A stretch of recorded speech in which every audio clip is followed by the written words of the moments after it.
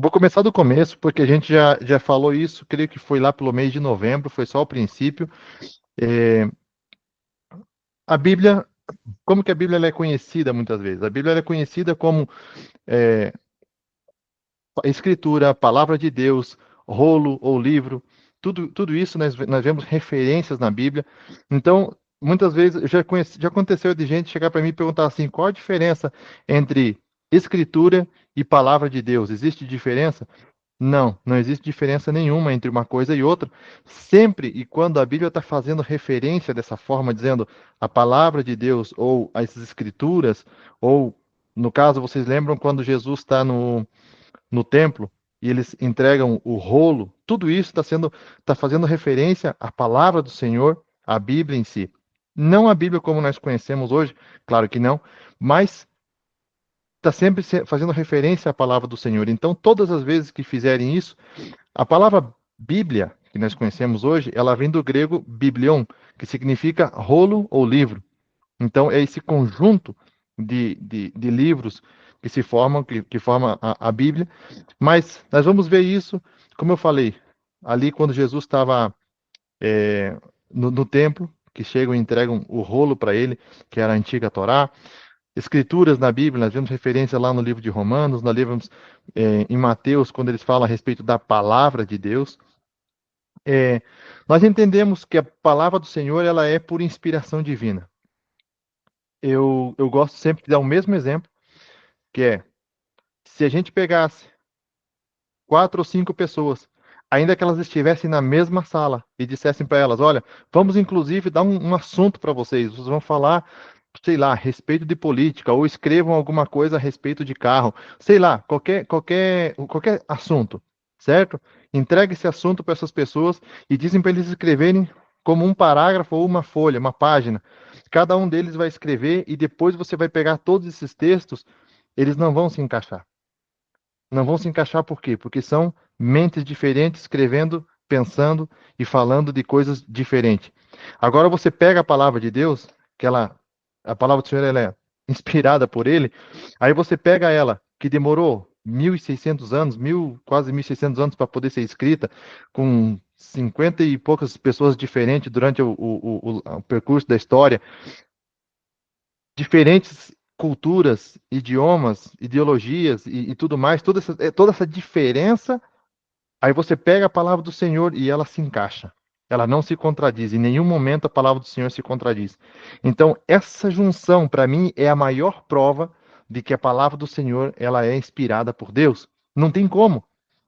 Amém? Por quê? Isso demonstra que todo esse conhecimento ele provém de apenas uma só fonte. Mas se acaso alguém para mim, essa afirmação, para mim, são para aquelas pessoas que chegam e perguntam para mim assim: como você pode provar que a Bíblia é a palavra de Deus se sem provar pela Bíblia? Porque já aconteceu comigo. Esse é o exemplo que eu dou. Entende? Essa forma é a maneira que parece que é uma só mente, e é realmente a que inspirou a todos esses escritores. Mas mesmo assim, na palavra do Senhor diz lá em 2 Timóteo 3,16, ela diz assim que toda palavra do Senhor, toda palavra, ela é apta para ensinar, ela é inspirada por Deus. Como que a palavra do Senhor foi escrita? Nós vemos também lá em 2 de Pedro, capítulo 1, versículo 20. Se alguém quiser ir tomando nota a respeito desses versículos para vocês, é mais por conhecimento para vocês, porque já não sei se já aconteceu com alguém aqui, quando alguém vem falar com você e ele pede referência na Bíblia, como você pode me provar a respeito da Bíblia? Então é importante mais ou menos a gente saber os endereços eu sempre digo endereço, aonde que se encontram as coisas para a gente poder provar pela Bíblia. Então, por isso que Paulo diz para Timóteo, então, tipo, maneja bem a palavra do Senhor. Como que a Bíblia foi escrita? Ela foi inspirada por Deus. Todos eles, vamos dar uma olhadinha lá em 2 de Pedro, capítulo 1, versículo 20 ou 21. Se alguém tiver aí a Bíblia aberta e quiser ler, pode ficar à vontade. 2 de Pedro, versículo 1, capítulo 1, versículo 20 ou 21.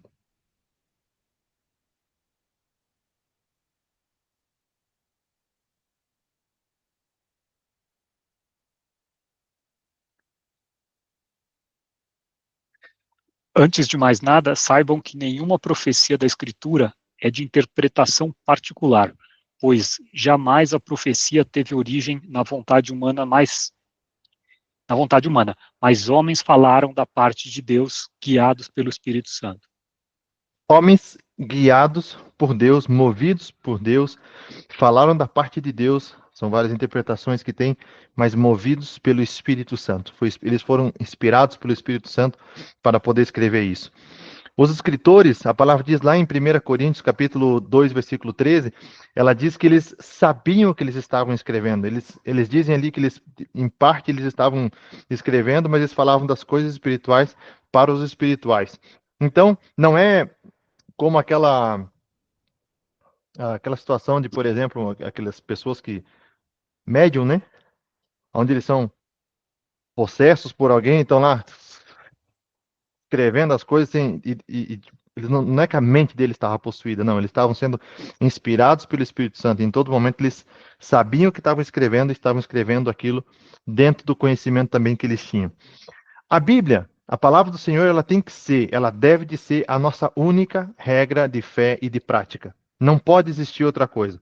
É importante a gente ler livros, é importante a gente buscar em outras partes conhecimento, ver histórias. Existem livros muito bons e tudo mais, mas a Bíblia, ela tem que ser a nossa regra. Lá em 1 Coríntios, capítulo 4 e versículo 6, 1 de Coríntios, capítulo 4 e versículo 6, a palavra diz assim: estas coisas, irmãos, apliquei-as figuradamente a mim mesmo e a Apolo, Paulo falando, por vossa causa, para que por nosso exemplo aprendais isto. Não ultrapasseis o que está escrito, a fim de que ninguém se ensoberbeça a favor de um e em detrimento de outro.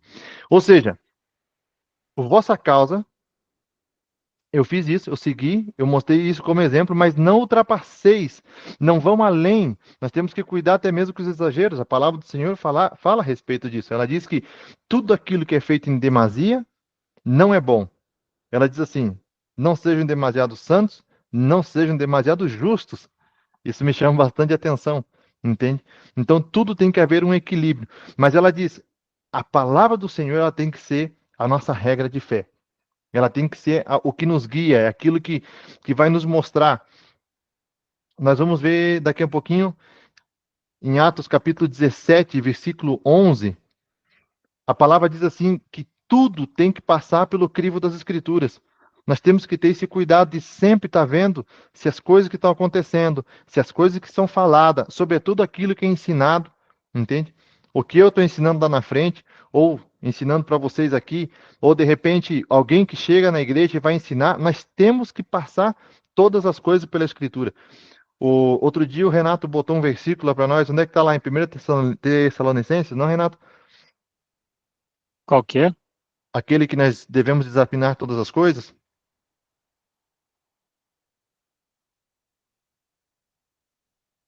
É, Que tudo que nós façamos devemos de examinar e tudo mais. Aqui na palavra. primeira Tessalonicenses 5:21. Uhum. Examinai tudo e retém o que é bom. Examinai tudo e retém o que é bom. No caso, irmãos, se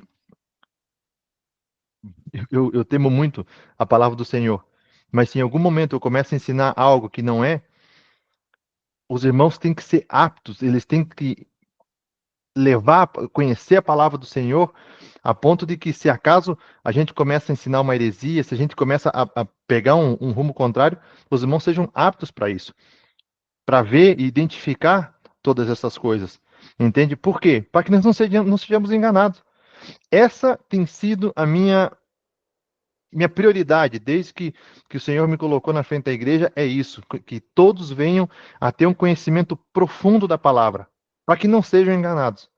Porque, sinceramente, tal e como nós estamos vendo as coisas hoje, as pessoas não querem estudar a Bíblia, as pessoas não querem seguir a palavra do Senhor à risca, eles querem seguir aquilo que favorece, aquilo que convém, aquilo que é cômodo para ser feito. E Eu não preciso estudar a Bíblia, por quê? Porque é mais fácil eu escutar alguém falando, é mais fácil eu assistir um vídeo. Se eu tiver alguma dúvida, eu vou lá, eu faço um Google lá e encontro a minha dúvida. Mas não quer dizer que isso está certo. Não quer dizer que aquela informação que está chegando lá está certa. Atos capítulo 17, versículo 11. A palavra do Senhor diz assim, ó. Ora, esses de Bereia eram mais nobres que os de Tessalônica, pois receberam a palavra com toda a avidez, examinando as Escrituras todos os dias, para ver se as coisas eram de fato assim. Ou seja, examinando as Escrituras.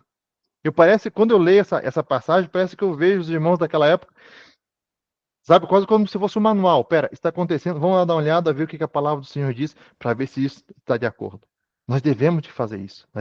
Tudo deve de passar pelo crivo das Escrituras. Qualquer revelação, qualquer coisa que seja feita fora das Escrituras, ela deve ser rejeitada e tido como algo maldito. É a palavra do Senhor que diz isso lá em Gálatas.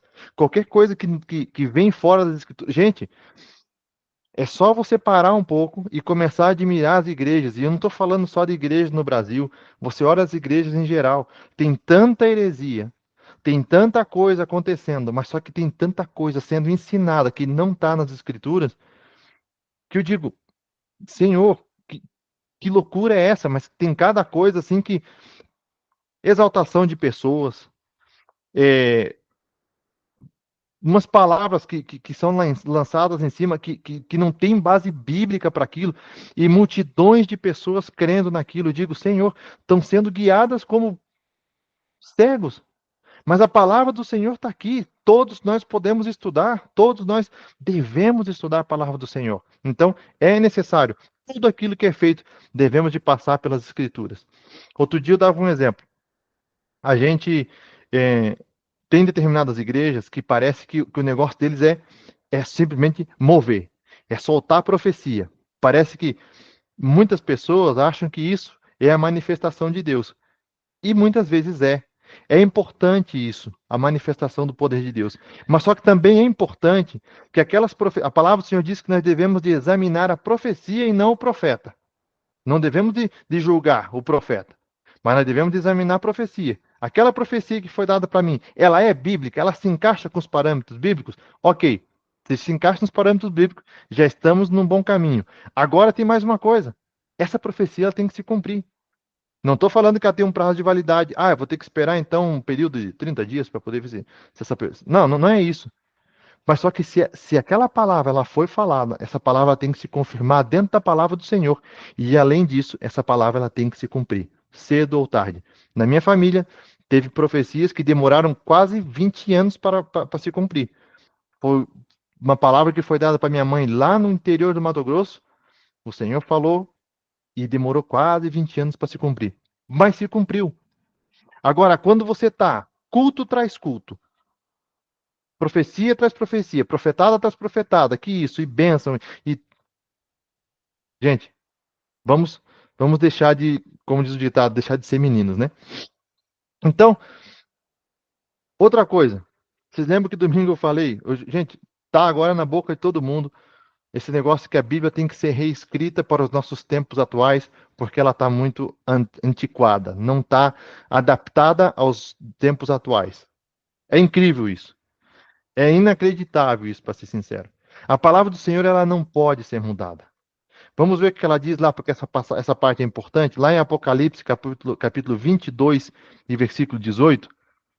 Só quero, para mim, nunca chegou ninguém falar diretamente a respeito disso.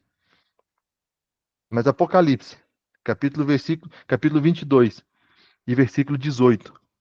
Declara a todos que ouvem as palavras da profecia deste livro. Se alguém lhe acrescentar algo, Deus lhe acrescentará as pragas descritas neste livro.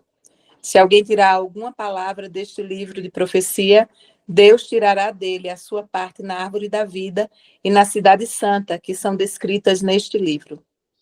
Gente, para mim, tem até versões da Bíblia, dessas, sobretudo essas nova versão na linguagem de hoje e tudo mais, que a gente tem que ter cuidado na hora de ler. Eu entendo que fica uma leitura mais suave, fica uma leitura mais gostosa e tudo isso, mas tem que ter muito cuidado, porque entre o que está sendo falado ali e entre a tradução original lá atrás, existe uma grande diferença muitas vezes. Entende? O que nós falamos em espanhol, Dani, Igor. Entre el dicho e el hecho há um trecho, não? Dentro do que se fala e do que realmente, do que foi dito e dentro do que realmente está tentando ser falado agora, então tem que ter muito cuidado com relação a isso. Eu já fico com o pé atrás muitas vezes com versões como essa. Agora, chegar ao ponto de dizer que a palavra do Senhor tem que ser reescrita para os dias atuais, eu acho que isso é demais. Reumar, pode falar. Eu estava lendo, eu gosto de ler, especialmente quando eu leio na versão atual, eu vou para as que são mais tradicionais, né, para ver se bate. E várias vezes, essa semana, inclusive, eu li na NTLH um texto que eu disse, oxe, que diferente, coisa estranha. Não que eu conheça a Bíblia toda, não, mas, assim, de cabeça, mas não sou bem. E eu fui olhar, era completamente diferente, assim, a distorção da essência do versículo mesmo.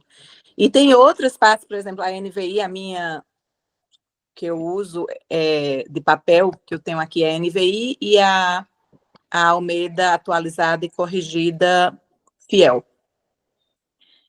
Mas a NVI tem pedaço de versículo que não tem. É tirado, é só um pedaço e a outra parte já não está mais ali. Exatamente. E antiga, não é nova não, viu? A minha NVI é antiquíssima. Mas mesmo assim, ainda tem. E quem me chamou a atenção para isso foi, inclusive, o pastor Ila Marques, na época, quando eu disse, oxe, pastor, o que aconteceu? Ele fez, tem várias partes, vários versículos que estão cortados, assim, então, meio que... Exatamente. Tem que ter muito cuidado com isso. É importante a gente ler a Bíblia, com certeza. Eu também tenho várias versões aqui em casa. Eu tenho a NVI, eu tenho a Reina Valera, eu tenho revista atualizada, eu tenho várias versões e gosto sempre de estar.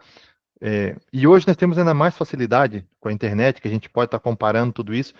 Mas muito cuidado. Olha só, eu lembro que eu ensinei lá em casa uma vez, quando eu morava na Espanha, isso eu estou falando para vocês. Como mínimo uns 12 anos atrás, um dia eu ensinei lá em casa a respeito do Salmo 23, a forma como que ele se popularizou de uma forma, mas o original dele, quando foi escrito, ele foi escrito diferente. Entre tantos, só vou dar um exemplo. Salmo 23 é assim, nós conhecemos como o Senhor é meu pastor e nada me faltará, certo? No original hebraico, quando está escrito assim, o Senhor é pastor e não faltará. Eu não sei se vocês conseguem ver total, mas só que muda totalmente o contexto da situação, porque aqui nós estamos falando que o Senhor ele é o meu pastor e nada vai me faltar. Porém, não vai faltar nada, mas só que dentro do que está querendo ser dito, está dizendo o quê? Que o Senhor ele é pastor e ele não vai faltar. Olha a diferença da mensagem que está querendo ser dita aqui. Vocês estão vendo? Então, coisas como essa, existem muitas coisas. Por isso que é importante, existe essa importância da gente buscar na palavra do Senhor e ler. E não, gente, a palavra do Senhor ela não deve de ser atualizada. A palavra do Senhor ela não precisa ser atualizada. Ela se renova todos os dias, ela se faz nova todos os dias. Amém? Não precisamos, por causa que ela foi escrita num tempo. Aí é conversa fiada. Ok? Tudo certo até aqui? Amém? Ok. Canonicidade. A canonicidade da Bíblia, isso aqui existe muita, nessa parte onde existe muito conflito, é onde as pessoas falam, mas esses livros foram aceitados por pessoas e logo outros foram rejeitados, que nós vamos ver daqui um pouquinho mais a respeito dos livros apócrifos. Por que são esses os livros? Esses livros foram porque, primeiro, são os livros aonde, por exemplo, Jesus faz referência deles para trás, por exemplo, quando eles foram escolher o Velho Testamento, quando foram preparar o Velho Testamento, Foi numa reunião de rabinos, lá na idade de 90 depois de Cristo. Se chama o Sínodo de Jamnia. Foi uma reunião de rabinos judeus e eles reconheceram os livros do Velho Testamento. Logo, Jesus, ele reconhece também os livros do Velho Testamento e ele vai fazendo referência. Ele faz referência de Adão, ele faz referência de Noé, ele faz referência a Abraão, ele faz referência a Ló, Moisés, Davi, Salomão. Ele faz referência a essas pessoas. Então, ele dá essa veracidade para esses livros. E também entendemos que esse reconhecimento também deriva dos apóstolos, quando os apóstolos, nas suas cartas, reconheceram toda essa parte da Escritura. Tudo isso a gente vê, se alguém precisar, é lá em Atos capítulo 24 e versículo 15, onde eles fazem essa referência a respeito disso.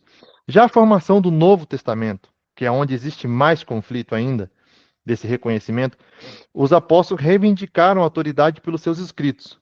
Colossenses 4:16, a palavra do Senhor diz a respeito disso. Vamos dar uma olhadinha lá rapidão. Colossenses 4, em versículo 16, ela diz assim: E uma vez lida uma epístola perante vós, providenciai, porque seja também lida na igreja dos Laodicenses, e a dos Laodiceia, leda igualmente perante vós. Ou seja, essa troca da palavra do Senhor, porque eles reconheciam isso, reconheciam os seus escritos como autoridade da parte de Deus. Então eles diziam: essa carta está sendo enviada para os Laodiceia. E os de Laodiceia que leiam nos outros lugares, e as cartas de outros lugares também sejam lidas para vocês, para que venha trazer esse conhecimento a todos. Então eles reconhecem essa autoridade em cima dos escritos dele. Todos os livros, eles foram escritos no período pós-apostólico. São só dados que são importantes a gente ter. Eles foram todos escritos no período pós-apostólico, com exceção de Hebreus, 2ª de Pedro, 2ª e 3ª de João. O livro de Hebreus, eu sempre gosto de ressaltar essa parte, é um dos poucos livros que não se sabe a autoria, não se sabe quem foi, não se sabe se foi mais de uma pessoa que escreveu. Alguns colocam ele para a autoria dele para Paulo, outros designam ele para Timóteo, mas é o único livro que não se conhece a autoria, quem foi que escreveu esse livro. Eles, estudando a escritura, eles querem dizer que é de uma pessoa ou de outra, mas não se sabe quem foi o autor. Logo, meus irmãos, no ano de 367, o bispo Atanásio, ele é conhecido como pai da ortodoxia cristã, ele relaciona em uma das suas cartas os 27 livros que compõem o Novo Testamento.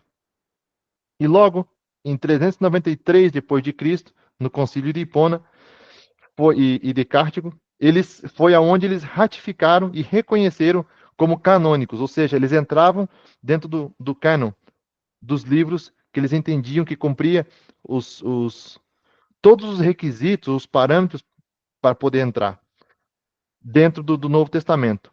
Dentro disso, fica mais fácil para a gente entender, então, o que são os livros apócrifos. Livros apócrifos, a palavra apócrifos vem do grego, que quer dizer tá apócrifa, e significa as coisas ocultas.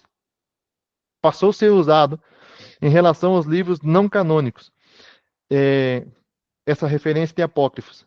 Não se aceita esses livros. Por que não se aceita esses livros?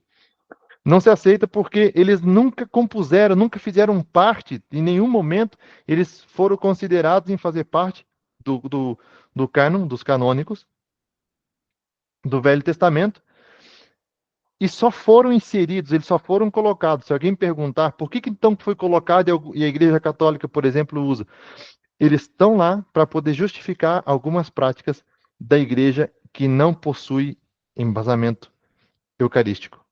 Dá para entender essa parte? Tudo claro até aqui?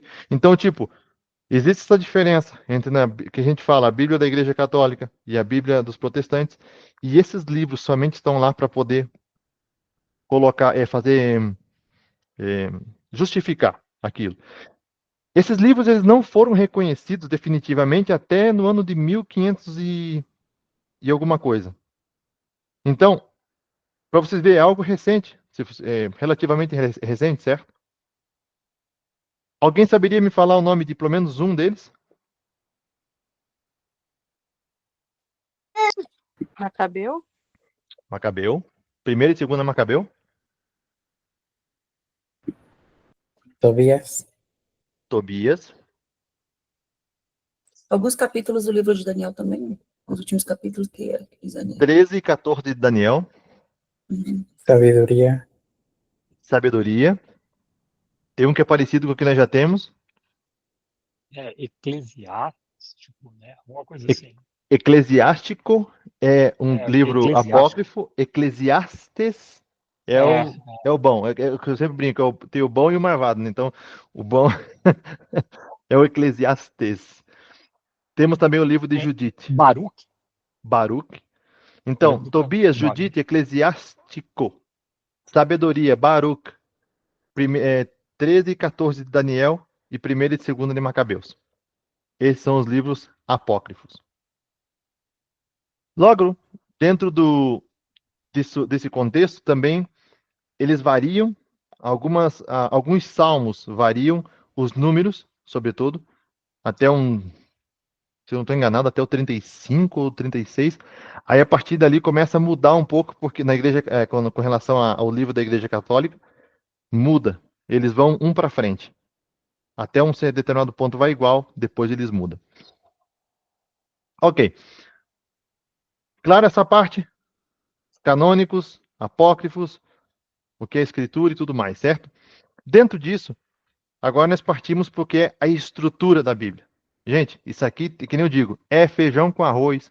Para alguns é café com leite, mas para outros vai ser, de repente, alguma coisa diferente, mas é importante a gente entender isso. A estrutura. Como que foi feita essa divisão? Nós já sabemos, devido à leitura que nós fizemos ano passado, da leitura cronológica da Bíblia, ela não está agrupada de maneira cronológica, não é essa a intenção, mas ela está agrupada por diferentes razões, por diferentes seções. Podemos entender a Bíblia como uma biblioteca. Você entra, você não vai encontrar as coisas na ordem que você quer, certo? Então nós entendemos que o Antigo Testamento ele está dividido primeiramente pelo o que nós conhecemos pelo Pentateuco. O Pentateuco vem de 5 e são os 5 primeiros livros da Bíblia que são conhecidos como a Lei, os livros da Lei ou a Torá, que era o antigo, que é a Lei dos Judeus, certo? A Bíblia está dividida em 5 partes. Primeiro vem o Pentateuco, que são esses 5 livros. Logo estão os livros históricos, os livros poéticos e os livros proféticos. Nessa ordem. O Pentateuco está dividido em 5 livros. Nós temos Gênesis, Êxodo, Levítico, Números e Deuteronômio. São essa primeira parte. E nessa parte da Bíblia, ela se destaca por trazer a lei de Deus que foi dada a Moisés. Mas também ela abrange 3 períodos históricos importantes nessa época. Apesar de não ser chamado livro histórico, mas só que nesse período ele pega 3 períodos históricos importantes. Alguém saberia me dizer algum deles? Ou os 3? Não? Vai lá. O que é? Repete a pergunta. Dentro do Pentateuco, existe, ainda que não é o Pentateuco não é conhecido como livro histórico, mas ele abrange 3 períodos importantes da história da humanidade. Então, dentro dessas 3 partes, existem esses 3 períodos. Um deles é a criação e os primeiros povos. A segunda período importante é a aliança com Abraão e a história dos patriarcas, todos os patriarcas. Então, é como se nós não pudéssemos, não tem como a gente entender para frente sem conhecer essa parte. Por isso que muitas vezes a gente está conversando a respeito da Bíblia com uma pessoa, se a pessoa não tem conhecimento, sobretudo do Velho Testamento, do Antigo Testamento, ela fica muitas vezes perdida porque não consegue entender. Primeira a criação e os primeiros povos, a aliança com Abraão, e depois o êxodo do Egito. Gente, isso aqui não tem como a gente entender a Bíblia sem entender essa primeira parte. Certo? Dentro dos livros históricos, os livros históricos, eles são compostos por 12 num todo, e eles como já se diz, eles contam a história. É o livro de Josué, Juízes, Ruth, 1ª e 2ª Samuel, 1ª e 2ª Reis, 1ª e 2ª Crônicas, Esdras, Neemias e Esther. Esses livros, eles abrangem 5 períodos diferentes na história da humanidade. 5 períodos. Primeiro é o período teocrático. Gente, isso aqui já é um pouco mais de teologia, já um pouquinho mais avançada. Já é o período teocrático, que é a época dos juízes, monárquico, dos reis, de Saul até Salomão, os reinos divididos, que os reinos divididos eles começam a partir do rei Roboão, o cativeiro da Síria e da Babilônia, onde o povo teve cativo nessa época, e o pós-exílio, que é a reconstrução do templo e a reconstrução de Jerusalém. O pós-exílio, nós vamos ver praticamente muito nessa parte no livro de Neemias, mas também vemos parte dele no livro de Esdras, porque tudo faz parte da mesma época. Tudo certo agora? Bastante coisa, né? Bastante informação, né? Depois dos livros históricos, nós vamos ter os livros poéticos. Jó, Salmos, Provérbios, Eclesiastes e Cânticos de Salomão. Os livros proféticos, eles se destacam por ser a palavra de Deus liberada pelos profetas. Agora estamos falando dos profetas, dos livros proféticos. Sempre nós vamos ter a divisão dos profetas maiores e os profetas menores. Profetas maiores por quê? Pelo tamanho do livro. Pela quantidade, não pela importância da profecia, nada disso. Mas sim pelo tamanho do livro. Simplesmente essa é a diferença. Dentro dos profetas maiores, nós temos 5 profetas maiores. Não quero que vocês entendam como importância. Pode falar, Dani. Pastor, quando eu estava fazendo curso de teologia, eles explicaram que também a questão dos profetas maiores é que tem a maior quantidade de profecias nesse livro do que nos profetas menores, não só o tamanho do livro. Sim. E também, por exemplo, bom, é que quase que por ende é isso, né? Se eles são maiores é por causa da quantidade de coisa que tem, mas também a quantidade de profecias que apontam a Cristo, sobretudo Isaías. Entende? Então, a importância, não é, e não quero que vocês pensem que a importância do profeta ela é maior. Não é nada disso. Mas é a quantidade de assuntos tratados ali. Dentro dos livros dos profetas maiores, nós temos 5 profetas maiores: Isaías, Jeremias, Lamentações de Jeremias, Ezequiel e Daniel. São esses 5, são os profetas maiores.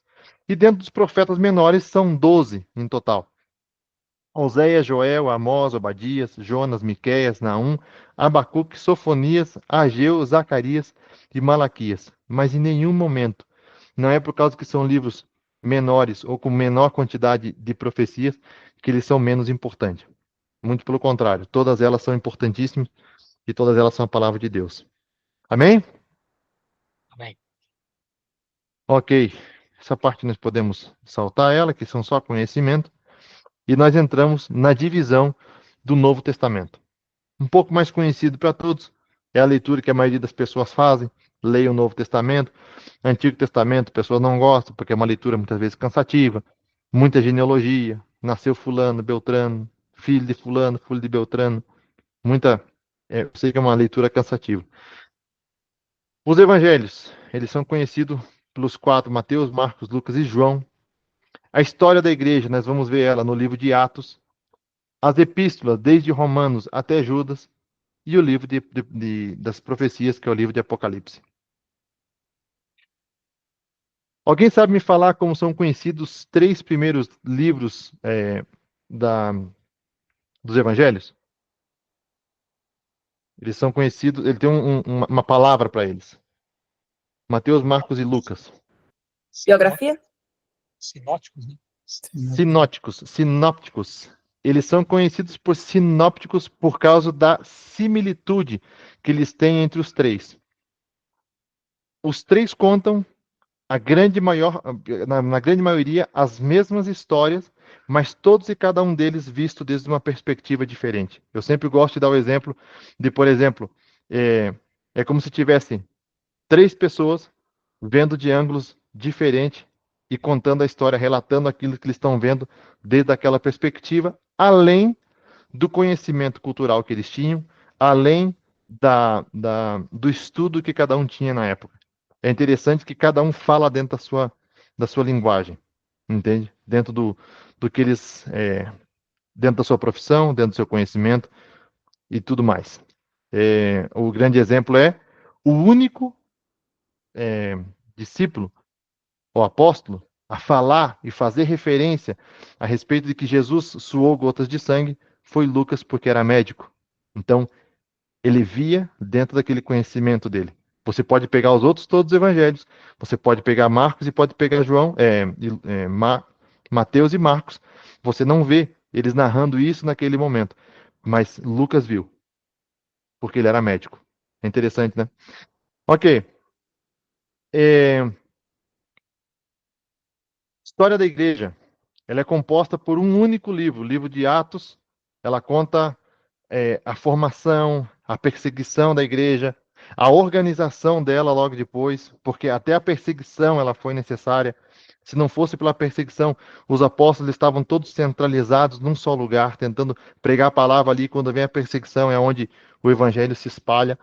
Então, a organização, o desenvolvimento e, sobretudo, a expansão. E vamos ser dignos, né, gente? O trabalho que foi feito, a forma como que eles espalharam o evangelho, a paixão com que eles fizeram aquilo. O evangelho permaneceu vivo até hoje. O Senhor confiou neles e eles passaram essa palavra adiante. E o Senhor confia em nós, de que nós mantenhamos essa palavra viva, mas sobretudo fiel, sendo fiel à sua palavra. As epístolas. Nós temos 21 epístolas. E todas elas trazem doutrinas, fundamentos e práticas de fé para a nossa igreja. As epístolas são subdivididas em dois pequenos grupos. Isso aqui é teologia pura. São epístolas paulinas e as epístolas gerais. Epístolas paulinas são consideradas de 13 a 14 e epístolas gerais são consideradas de 7 a 8, dependendo do ponto de vista, precisamente por causa da situação de Hebreus. Então, por exemplo, com relação a Hebreus, tem um detalhe importante aqui. Não se encontra-se nada, mas a linguagem, a forma, pelos detalhes, como a libertação de Timóteo, por exemplo, faz com que muitos estudiosos creiam que essa epístola foi escrita por Paulo. E logo está o livro da profecia, o livro que tem muita gente que tem medo do livro de Apocalipse.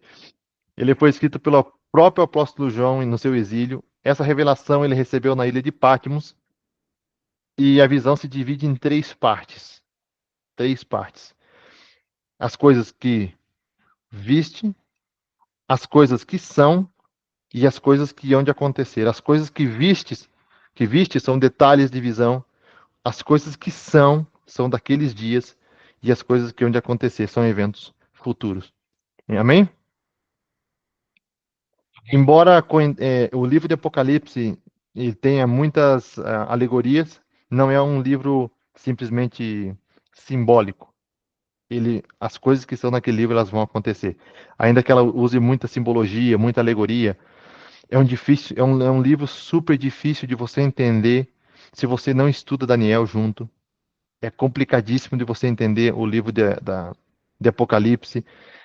Eu sempre gosto de dizer assim, no livro de Apocalipse, com as coisas que estão por vir, a escatologia, nós não podemos fazer afirmações, não devemos fazer afirmações. Nós podemos crer, mas o mais importante, nós devemos estar preparados. Por quê? Porque o Senhor não deixou claro tudo o que vai acontecer ali no sentido de que são interpretações. Por causa que uma mulher, um dragão, a mulher é levada para o deserto, é muita simbologia. Se pode entender, mas eu acho que não devemos de fazer afirmações. E aqui eu gostaria de abrir um parênteses aqui para todos nós. Eu amo falar das Escrituras. Eu amo sentar com uma pessoa e conversar a respeito da palavra do Senhor. Amo, gente. Gosto. Sobretudo quando a gente entra na profundidade. Teve um pastor, que é muito amigo meu, ele mora em Madrid. A gente sentava e passava horas conversando a respeito da palavra do Senhor, eu e ele. Uma pessoa assim que tem bastante conhecimento. Agora, a partir do momento que você está conversando com uma pessoa, isso nunca aconteceu com ele, tá? Mas quando você está conversando com uma pessoa e essa pessoa começa a entrar num confronto, ela está querendo te convencer de algo, faz o seguinte, dá um passo atrás e para. Porque não são conversas construtivas. É importante vocês conhecerem, ver um ponto de vista de uma outra pessoa, de repente aquela versão daquela pessoa traz uma luz em cima de uma dúvida que você tem. Aconteceu isso comigo várias vezes. Uma vez eu estava conversando com um pastor a respeito daquele versículo que é bem conhecido, que Jesus diz assim, que eu irei para o meu Pai e vou preparar-vos lugar. Se não for assim, eu teria dito. Né? Na casa de meu pai há muitas moradas. Se não fosse assim, eu teria dito, vou, pois, preparar-vos lugar. Então, nós estávamos conversando precisamente daquilo, e a forma como aquele irmão me explicou, a visão que ele tinha, me esclareceu, me abriu a mente. Digo, uau, legal, gostei. Tipo, vou agregar ao conhecimento que eu tenho. Isso é uma coisa. Agora, quando a gente entra dentro daquela discussão e a pessoa ela faz afirmações por causa que isso está certo, vamos, não entre nesse tipo de discussão porque não constrói, não ajuda em nada. Amém? É tipo se a gente vai passar pela tribulação, se não vai, né? São coisas que não vai mudar. Não vai mudar. O mais importante, dá para a gente ter uma conversa sobre isso? Sim. Podemos um dia, por exemplo, fazer um estudo e abordar as 3 áreas que são as mais conhecidas a respeito do assunto? Sim. Mas não com o intuito de mudar a mentalidade de ninguém, simplesmente a gente ter esse conhecimento e tudo mais. Mas o mais importante, eu sempre digo, sempre quando eu vou falar a respeito desse assunto, ei, o mais importante é nós estarmos preparados. É o que o pastor Hernandes diz, fique preparado, se não passar é ganho. E sabe, Não Exatamente. sabe pega o de que eu penso? surpresa. É uma coisa que eu penso quanto a isso, Josué. Assim, o meu medo é formar uma ideia tão clara do que vai acontecer, que acontecer a mesma coisa que aconteceu com os religiosos com a vinda do Messias. Eles tinham uma ideia tão clara de como que viria o Messias, que quando Jesus chegou, eles não conseguiram aceitar, porque não se encaixava com aquilo que eles tinham. E os caras estudavam pra caramba, né, as profecias e tudo mais. Então, isso é o que eu morro de medo. Então, por isso que eu falo assim, eu quero ter a mente aberta, conhecer a palavra inteira na minha cabeça, para a hora que acontecer, eu falar, então era isso que estava escrito, então era isso que queria dizer aquilo, né? Eu acho que a gente tem que ter Exato, essa porque, por cabeça. exemplo, assim, gente, falando do que é escatologia, do que é das coisas finais dos tempos, hoje nós conseguimos ter um pouco mais de ideia do que pode ser aquele sinal da besta e tudo mais.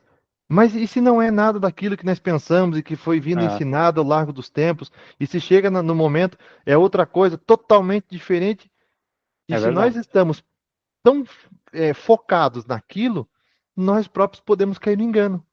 é verdade. Vocês entendem o que eu quero dizer? Ah, não, por causa que vai ser dessa forma, vai ser. Ok, mas só que vamos estar atentos e tentar pedindo sempre do Espírito Santo a interpretação da sua Discernimento. palavra. Discernimento, né? E também a gente tem que Discernimento. levar em consideração o que é que qual era a realidade de João naquele momento, né? Quando ele vê aqueles monstros com as cabeças, como chegou. De repente, hoje é um androide, é uma coisa. Quem sabe? A gente não sabe, Exato, né? exato. Então tem Quando que ele soltar. fala, por exemplo, eu não sei se é isso que ele viu naquela época, mas quando eu vejo aquela passagem que diz assim, eu vejo gafanhotos vindo do céu, soltando fogo e tal. Gente, Com naquela época. cara de homens.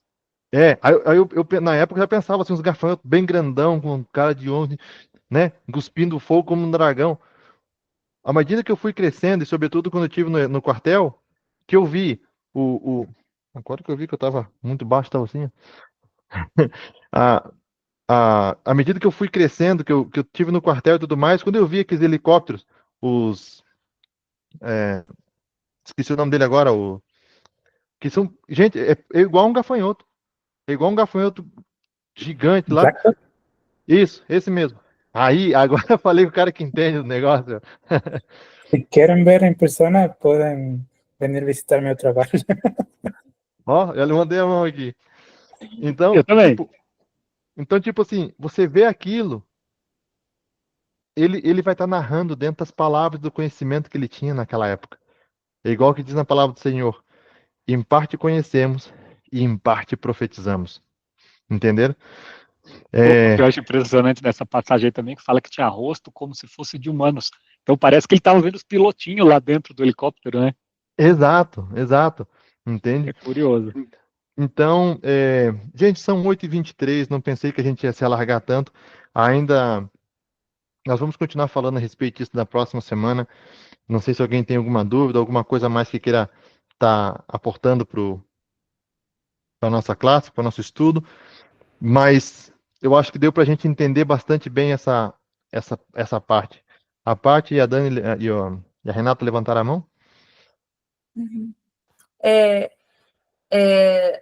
Acho interessante lembrar que as epístolas paulinas, elas têm uma subdivisão. Só para a gente se situar bem na história, as cartas congregacionais, né, ou as eclesiásticas, que foram aquelas dirigidas a igrejas, as cartas pastorais e a carta pessoal, que é de Filemão. Uhum. Só para a gente se situar um pouco na história, é interessante entender essa diferença entre elas. Ótimo, ótima aportação. Obrigado, Dani. Eu só queria dizer que eu acho que esse assunto, assim,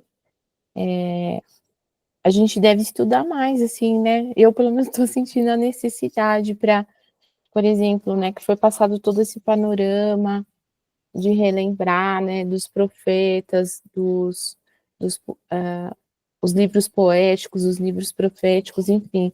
Acho que é importante estudar isso, né, mais a fundo, né, pastor?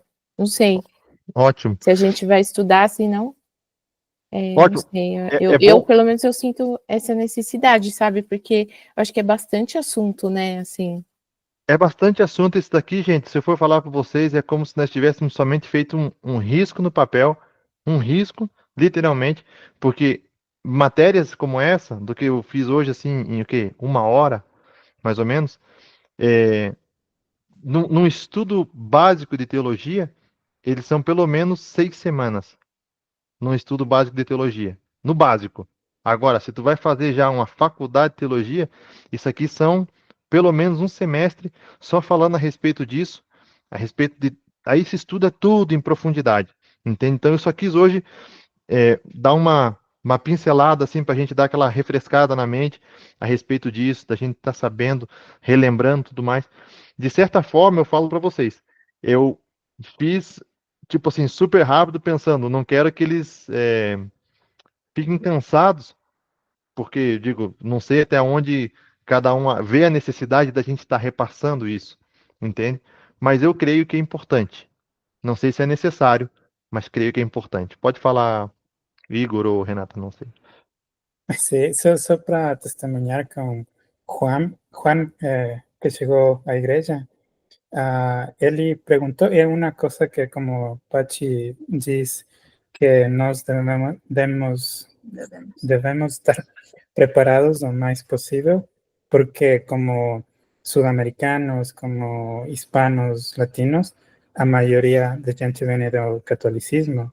Uhum, E tem essas perguntas. E Juan, ele perguntou muito acerca dos livros apócrifos, acerca da história da Bíblia, que ele falou também acerca dos livros do Mormon, que ele tinha gente mormones que haviam visitado o Juan. Então eu pude falar com ele e ele está tendo muitas perguntas acerca disso. E eu, como sou católico, ou não sou católico, eu cresci católico, católico, eu estudei muito acerca disso porque eu tinha as mesmas perguntas. uhum. Então é muito importante, eu acho muito interessante este estudo, é muito importante e relevante para E, poder É, falar com a gente. gente, vou falar para vocês assim, ó, é tão ruim. A gente muitas vezes estuda isso daqui, que eu não digo, é feijão com arroz, é básico. A gente estuda uma coisa dessa, e de repente alguém pode pensar assim, nossa, mas que chato, né? Tipo, ter que. Mas é tão ruim quando alguém faz uma pergunta para você do que é básico, e você não sabe responder, não sabe dar uma referência para aquilo, ou uma explicação boa, pelo menos, né? A respeito daquilo, é tão ruim. Eu lembro que eu tive essa experiência com 18 para 19 anos de idade, quando alguém chegou e me fez uma pergunta com isso, com relação a isso. Foi uma pergunta, tipo, bem básica, e eu não tinha base bíblica para responder aquela pessoa. Eu sabia porque eu sabia, mas eu não sabia como responder.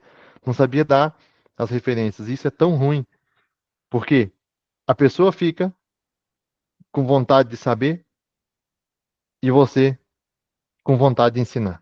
Então, eu acho que é importante, eu acho que é algo que é necessário para todos nós. Amém? Gente, são Eu 8. acho que estudar a palavra nunca é demais, e 1 Pedro 3,15 fala que nós temos que estar preparado para responder para qualquer pessoa a razão da nossa fé. A gente tem que estar preparado, é o mandamento, né? Isso nunca é demais, eu acho. Exato. Tem uma pessoa na internet que eu não sei o nome dele. Eu vejo ele muitas vezes, tipo assim, ele tá em lugares públicos, de repente vocês já viram vídeos dele, ele é americano, tem muitos vídeos antigos, sobretudo, e ele, tipo, ele se expõe na frente, sobretudo, de jovens, e os caras fazem perguntas para ele, assim, que quando os caras fazem a pergunta, eu já tô aqui tentando, né, procurar referência, e os caras colocam, ele faz as perguntas, assim, de uma forma bem a- que apertam bem ele e ele consegue sempre dentro, ele tem uma sabedoria muito grande assim, ele consegue sempre mostrar a palavra do Senhor para a pessoa, ele É muito consegue bom esse provar as cara. coisas. Eu amo muito aquilo ali É um e narigudo, né? esse mesmo, esse mesmo. Eu não Ele é sei muito, pronunciar o nome dele, eu vou escrever aqui porque ele é muito fera. É do Living Waters? É, esse é mesmo. esse? Ah, não. Pensei que era esse. Cliff, Ele, esse mesmo. ele é esse mesmo, tá? Eu tipo assim, eu sempre olho para aquilo e digo, cara, esse conhecimento não é exclusivo de uns, é de todos. A palavra do Senhor diz: aquele que quiser, peça, não duvidando, e o Senhor dará sem medida sabedoria. Então, Amém. vamos. Ese ministerio tiene una clase que fala de cómo evangelizar Olha. para levar a gente, porque ele fala de que muita gente está na defensiva, entonces eles fazem essas perguntas difíceis, mas ele fala de como levar a gente para reflexionar no arrependimento, no pecado, em Uhum. entrar em uma discussão. É importante a gente conhecer a Bíblia. Eu não sou o maior conhecedor da Bíblia, com certeza não. Eu cada dia procuro conhecer um pouco mais. Mas eu lembro uma vez que eu estava. Gente, eu estou falando para vocês isso como uns 8 anos atrás. Eu estava vendo um vídeo e era um muçulmano. O cara usando a Bíblia, de repente vocês já viram esse vídeo, usando a Bíblia para justificar o islamismo. Aí esse cara tá lá falando, e à medida que ele ia falando, eu dizia assim, cara, Jesus não falou isso. E ele dava referência bíblica. Eu falava, Jesus não falou isso. Jesus não falou isso. Jesus falou isso, mas não era nessa forma que ele está falando. Aí depois eu falava, Jesus também não falou isso. E para não, tipo assim, ficar naquilo, eu peguei todas as referências que ele falou e fui olhar e realmente Jesus não tinha falado aquilo. E sobretudo no endereço que ele tinha dado. Eu falava, nossa, entendeu? Olha só. Outras pessoas são capazes de cair no conto. Tipo assim, nossa, olha, Jesus falou isso. Entendeu? Pô, tu levantou a mão, tu queria falar? É o que o Igor estava falando antes, é interessante que quando a gente começa a se aprofundar na palavra também, e o Senhor quer nos usar para outro, a gente sempre lembra que não é por força, né? Porque não é as nossas palavras, mas é o Espírito Santo que convence. Então, nunca é atacar a pessoa. Eu posso expor a palavra, mostrando que a ideia da pessoa está mal, mas sempre não atacando ele, né? Uhum, Mas achando que o exatamente. Espírito Santo vai convencer. O Espírito Santo que convence do pecado, da justiça e do juízo, né? Que diz a palavra, né? Aquele versículo que eu citei que nós temos que estar preparado para explicar a razão da nossa fé, fala depois ali que tem que ser com mansidão e respeito, alguma coisa assim, né? Uhum, perfeito. Gente, gostei, gosto quando vocês participam, gosto quando vocês falam. Acho que é importante a gente cresce, é super importante isso. Não sei se alguém tem algum pedido de oração que queira fazer, nós vamos estar fazendo nossa oração hoje. Eu vou parar a gravação aqui. Pode falar, Pá.